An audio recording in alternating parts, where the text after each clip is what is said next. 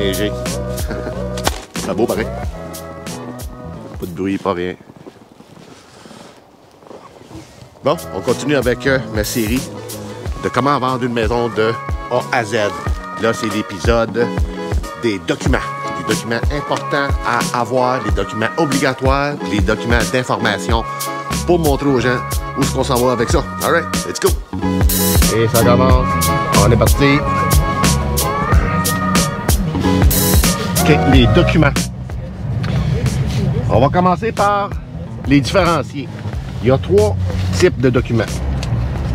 Il y a les documents qui sont obligatoires quand tu veux vendre. Il y a les documents qui servent d'information.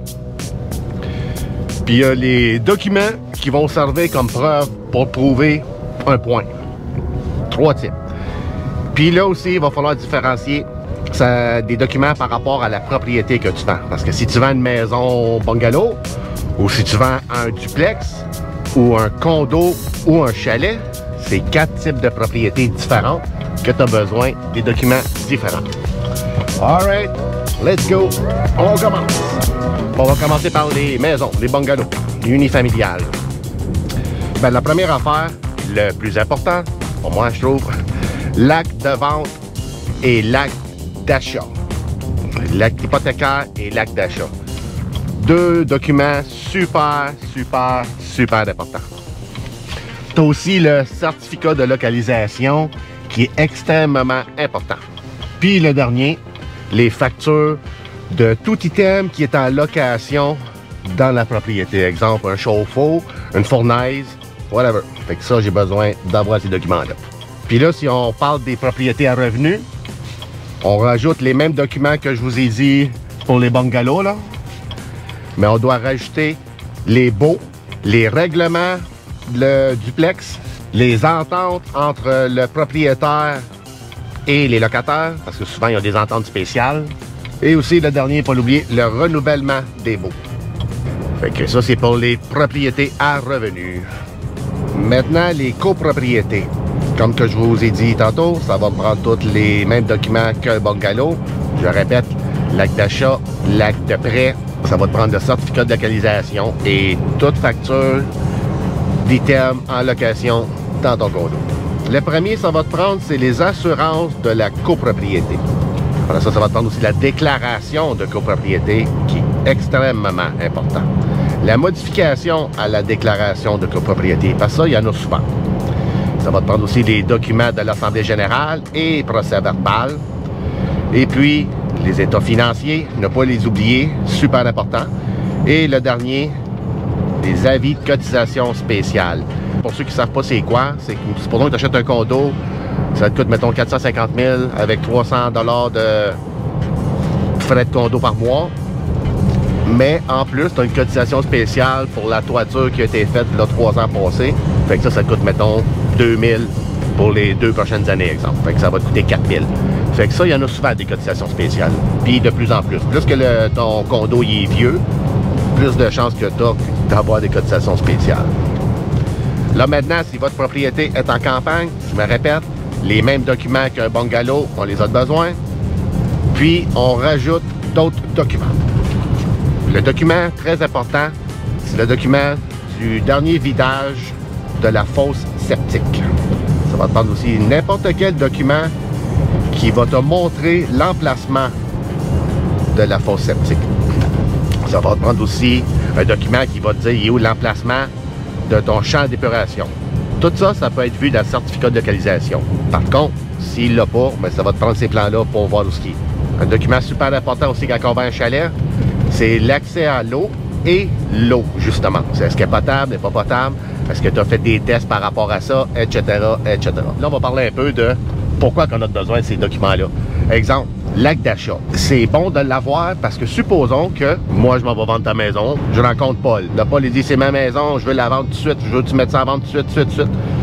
OK, on va mettre ça en vente tout de suite. Il a l'air pressé, on va y aller. Mais avant, on va regarder l'acte d'achat, puis ça va nous dire, est-ce que c'est juste Paul qui est propriétaire? Ah ben non, je viens de me rendre compte que Ginette aussi. Mais là, je dis à Paul, hey, où Ginette? Oh, laisse faire Ginette, t'as rien à dire là-dedans, c'est moi qui vends la maison. Non, pas même ça marche. C'est pour ça que j'ai besoin de savoir ça. Un exemple. On continue avec l'acte hypothécaire. Pourquoi c'est important de l'avoir? Super simple. Supposons que tu vends ta maison 400, puis là, on sort l'acte hypothécaire, puis on voit que tu dois 392 000, puis tu vends 400. Là, tu vois qu'il y a quelque chose peut-être qui va accrocher. Tu peux pas vendre avec un courtier, fait que ça, on enlève ça. Tu peux pas payer la commission de là, ça fonctionne pas. Puis est-ce que tu as d'autres dettes reliées à l'immeuble? Ça aussi, ça se peut. Puis aussi, supposons que genre, t'as pas payé, exemple, ta clôture, tu l'as payé avec ta visa. Ben, quand tu vas vendre ta clôture, il faut qu'elle soit payée aussi. Fait que j'ai besoin de savoir ces choses-là. Puis même vous, si vous vendez par vous-même, c'est bon de le savoir. Il y a aussi un autre point. Supposons que tu dois plus un gros montant, exemple, à la banque pour ta pénalité. Il y a bien des gens qui ne le savent pas. Ils ont signé un terme, exemple, à la banque de 5 ans, puis là, après 2 ans, ça me tente plus, il arrive quelque chose, perdu ma job, un divorce, maladie, whatever, il faut qu'ils vendent, ben, il y a une pénalité à la banque à payer. Fait que ça, il faut le savoir avant de mettre un immeuble en vente. Certificat de localisation, ben, il y a beaucoup de gens qui mettent leur maison. Moi aussi, des fois, j'en mets des maisons de même, puis on n'a pas encore le certificat en main. Ça, c'est un peu jouer avec le feu si tu ne connais pas à 100% ta maison. Parce que supposons que tu mets ta maison en vente, puis tu dis à l'acheteur, va commander le certificat plus tard, là, mais que j'ai une offre d'achat, ben on va le commander là. Mais là, tu reçois le certificat de localisation, puis là, ça dit, ah, ta clôture est sur ton voisin, ta remise est trop proche de la clôture, ton parking il est croche, ta piscine creusée d'une valeur de 45 000 n'est pas à bonne place, ça se peut peut-être qu'il faut que tu bouges. Puis encore pire, il y a des maisons à Gatineau que tu peux pas construire dans ta cour.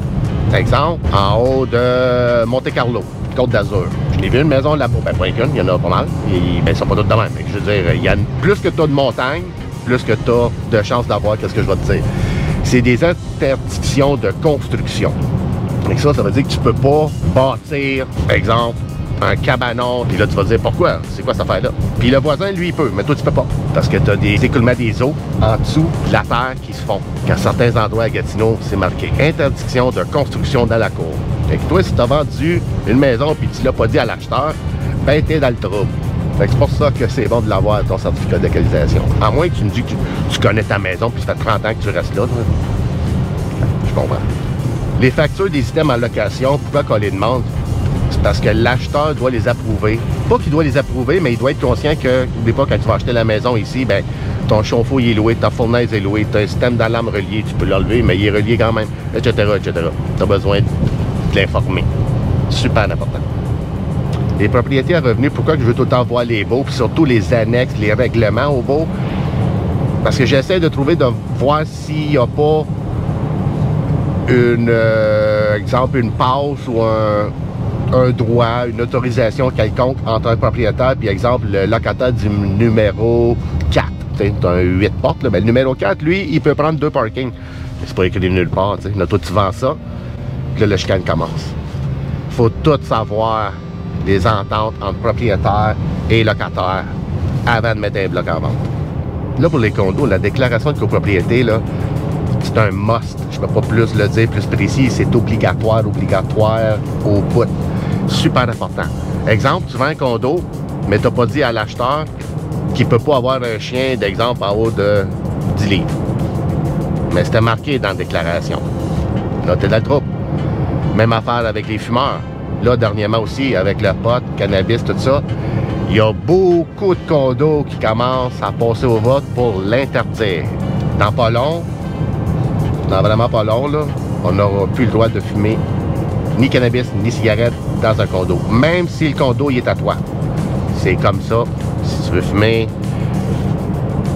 il faut l'attacher à un semi-détaché, un townhouse, une maison arrangée. Mais des condos, ça s'en va de moins en moins. Pour les condos, il y a beaucoup de choses à voir. Les assemblées générales, ça, c'est quand les gens se rencontrent une fois par année, puis ils changent ou ils modifient des règlements. C'est super important, parce que la déclaration du vendeur, ça disait, par exemple, tu peux pas avoir un chien en haut de 15 livres. Mais après, dans la modification, puis dans l'assemblée générale, ils en ont discuté, tout ça, ça passe au vote. Oh, ben là, on peut en avoir de 10 livres et plus. Bon, ben toi, si t'as juste lu la déclaration, puis t'as pas lu le reste, ça marche pas. T'sais. Fait que, faut que tu sois au courant de tout. Puis les condos, je répète encore, mais je me répéterai jamais assez, les cotisations spéciales, super important. Bon, là, les documents qui vont vous servir comme preuve, super simple, toutes les factures de la propriété. Tu vas me dire quoi? Quelle affaire que je peux mettre? autres que de ceux qu'on parle là? Ben, les assurances de ta maison. Ça, c'est important. Compte de taxes. Est-ce qu'il a été payé? Tu montres la facture que tu as payé ton compte de taxes scolaire, municipal. Ils sont payés. Fait que tout est correct là-dessus. Par exemple, tu as fait un vidage de ta fosse septique. Même chose. N'importe quel item que tu as, exemple, en location, n'importe quoi, mets-les là-dessus. Par exemple, tu fais déneiger ton double parking qui est vraiment super long, que tout le monde voit ça, puis ils se disent « Ah, mon Dieu, ça va me coûter 1500 faire déblayer ça. » Fait que mettez-les, votre facture. Par exemple, tu as fait des rénovations, tu as changé ta toiture, les fenêtres, les factures qu'on met, n'importe quoi qu'on a acheté. Même si on ne l'a pas installé, on le met là-dessus. Puis le contraire aussi. Tu as changé ton bois franc, tu l'as fait faire. Fait que tu as deux factures. Tu as la facture du travail qui a été fait, puis du produit. Ta facture d'assurance aussi, super bon de le montrer. Surtout si tu as, exemple, un gros foyer. Beaucoup de gens commencent à penser aujourd'hui que quand tu as un foyer, tu es dans le trou et tu peux pas assurer ça. Bien, montrez-les aux gens que ça coûte pas une fortune, ça coûte pas plus cher d'avoir un foyer dans la maison. Ça, c'est important de le montrer. Les documents d'information aussi, c'est super simple. Si tu as des garanties transférables, on peut les ajouter là-dessus. Si tu as des factures de chauffage, ton hydro, ton gaz, n'importe quoi, on les rajoute aussi là-dessus. Super important aussi si tu peux mettre la main sur les comparables du secteur. Fait que tu peux montrer aux gens c'est quoi les maisons qui se sont vendues alentour, qui sont comme la tienne, mais je veux dire, comme tu as regardé tes affaires. Là, tu ne vas pas y montrer une maison qui est trop différente. Tu vas y montrer la maison le plus sensiblement comme la tienne. Si tu n'en trouves pas, parce qu'il y en a souvent pas qui sont pareils comme la nôtre, ben supposons que la nôtre est à 500 000, ben tu prends tout ce qui s'est vendu à 500 000. Fait que tu le montres aux gens. Regarde, elle ici, elle s'est vendue à 500, la mienne est à 500. La mienne est plus neuve, est plus ci, est plus ça. L'autre, elle a moins de ci, moins de ça. Fait que ça, il faut les avoir. Si tu peux aussi mettre la main sur les comparables qui sont en vente présentement, en date de ce jour, fait que là, tu vas pouvoir montrer à l'acheteur, ben regarde, ma maison, elle vaut 500, mais regarde, celle-là, ici, dans le secteur-là, à 500 aussi, mais regarde, il y a ça de négatif versus ça de positif pour la mienne. Mais là, ça, c'est du travail à faire. Il faut prendre tous les points positifs de la tienne, faire une grande liste avec ça, puis comparer avec tout le monde, puis faire des checks. Bon, OK, ben combien de personnes qui ont des grandes cours? Sur 12 maisons, il y en a 2. Combien de salles de bain qu'il y a dans des propriétés? Bon, ben sur les 15 maisons, la majorité, il y en a 3 ou 2, whatever. Fait que t'écris tout ça. Fait que tu vas pouvoir plus comparer puis parler aux gens en connaissance de chiffres. Quand tu vas discuter avec eux, ils ne se sentiront pas, bon, ben il a mis le prix de 500 000 juste de même. T'sais. Ça, c'est super important. Puis les photos d'été aussi, là, super important. Si tu n'as pas un laptop que tu peux laisser sur ta table, exemple dans le salon ou dans la cuisine, ben au plus pire, essaye de faire comme dans le bon vieux temps, là. Je pense que tu peux aller faire ça. Je pense Bureau en gros, peut-être, Jean Coutu. Aller développer des photos ou tu t'achètes une imprimante à 100 $. Puis tu fais print, imprime. Puis c'est juste une fois. Là, tu vends ta maison une fois. Fait que c'est 100 $ pour une imprimante. Au plus pire, tu la revends à quelqu'un. Ou si tu travailles de bureau, puis t'es chanceux ou t'es chanceuse, tu peux faire des prints gratos. Hey, fais ça. Puis tu mets ça dans un beau binder, une sorte de cartable, quelque chose de beau. Là, puis là, la prochaine vidéo, dans une couple de jours, on continue avec la même série, puis ça va être la déclaration du vendeur. C'est super important, la déclaration du vendeur. Puis les gens, souvent, ils font ça juste sur un coin de table, puis après ça, des problèmes commencent. Fait que je vais vous montrer tous les bons côtés d'avoir une bonne déclaration du vendeur remplie comme il faut. All right, à la prochaine, bye bye.